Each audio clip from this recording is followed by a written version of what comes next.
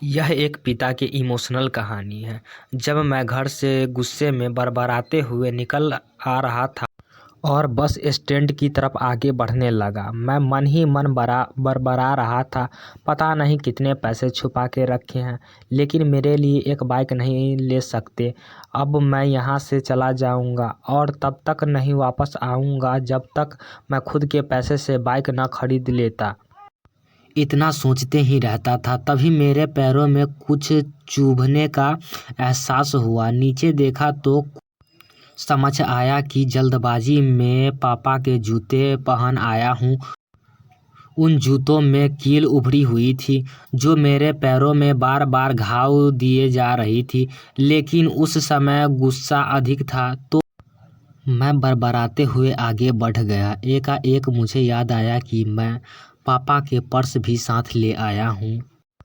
मेरे खुराफाती दिमाग में एक ख्याल आया, क्यों न आज पापा का पर्स चेक किया जाए, जिसमें आज तक उन्होंने किसी को हाथ तक नहीं लगाने दिया था।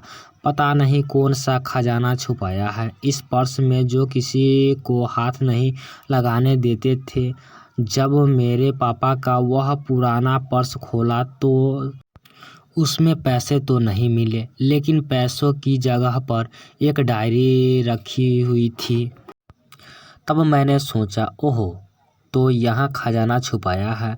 मैं समझ रहा था कि यहाँ पापा ने लिखा होगा कि किससे कितने पैसे लेने हैं और किसको कितने पैसे दिए गए हैं, लेकिन मैं गलत था।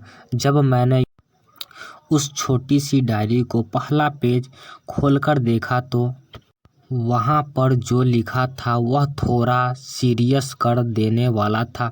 डायरी में जो लिखा था उससे पढ़ने के बाद मेरे चेहरे पर जो एक्सप्रेशन थे वह गायब हो चुके थे, क्योंकि डायरी में वैसा कुछ नहीं था जो मैंने सोच रखा था। वहाँ पर उन पैसों का हिसाब लिखा हुआ था जो अलग अलग कामों के लिए अलग अलग लोगों से उधार लिए गए थे।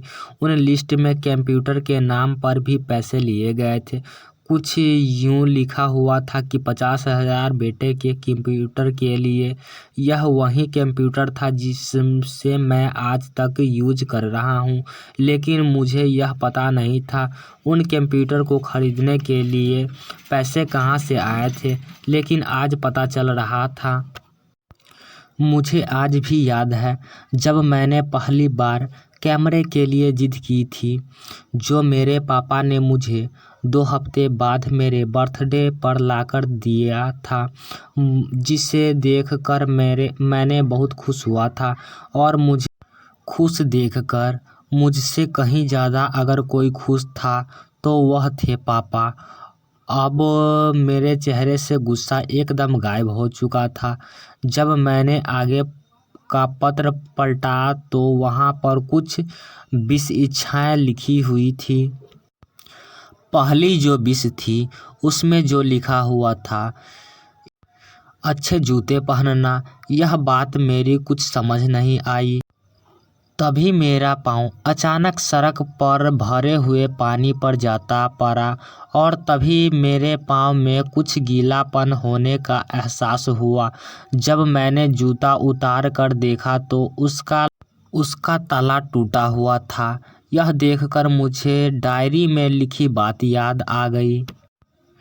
तभी मुझे माँ पापा की कही बातें भी याद आ रही थी कि कैसे माँ जब कहा करती थी पापा से, अब तो जूते पुराने हो गए हैं, नए ले लीजिए, तो पापा अक्सर यह कहकर टाल दिया करते थे, जूते अभी और चलेंगे, अभी कुछ दिन पहले ही लिए थे। मुझे आज समझ आ रहा था कि कितने दिन और चलेंगे। साथ ही साथ यह भी समझ आ रहा था कि पापा पर्स को क्यों छुपा रहे थे। तभी उस डायरी को पढ़ते हुए बस स्टैंड पर पड़ी बेंच पर आकर बैठ आया। अब उस डायरी का आखिरी पन्ना बच चुका था। उस पन्ने को जब मैंने पलट कर देखा तो वहाँ कल की डेट लिखी हुई थी। तारीख के नीचे लिखा हुआ था 50,000 रुपये बाइक के लिए। बस इतना पढ़ा और दिमाग सुन रह गया। अब मेरे मन में कोई शिकवा गिला नहीं बचा था, बस मेरी आंखों से आंसू चले जा रहा था। मुझे आज तक नहीं पता तब मैं क्यों रोए जा रहा था। अब मैं जल्दी से घर की तरफ भागा, लेकिन जूतों की वह कील पाँव में अब तक घाव बनाने में कामयाब हो चुकी थी। मैंने जूतों को रास्ते में ही निकाल कर फेंक दिया और भागते लड़खड़ाते हुए घर जा पहुंचा, लेकिन पापा घर पर नहीं थे। मैं समझ गया कि वह कहाँ गए थे। मैं सीधा पास वाली बाइक एजेंसी की तरफ भागा। पता नहीं आज कहाँ से इतनी ताकत आई थी कि मैं भागते हुए थक नहीं रहा था, और वह भी बिना जूते के नंगे पैर। जैसे तेज से मैं बाइक एजेंसी पर पहुंचा, पापा वहीं थे। मैंने पापा को दौड़कर गले लगा लिया और मेरी आंख से आंसू रुकने का नाम ही नहीं ले रहे थे। पापा को समझ नहीं पा रहे थे आखिर हो क्या रहा है, मैं क्यों रो रहा हूँ। मैंने पापा से कहा, पापा मुझे मोटरसाइकिल नहीं चाहिए, आप अपने लिए जूते ले लीजिए।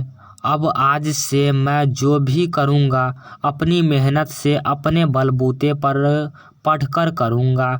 दोस्तों, बस इतनी सी थी ये कहानी।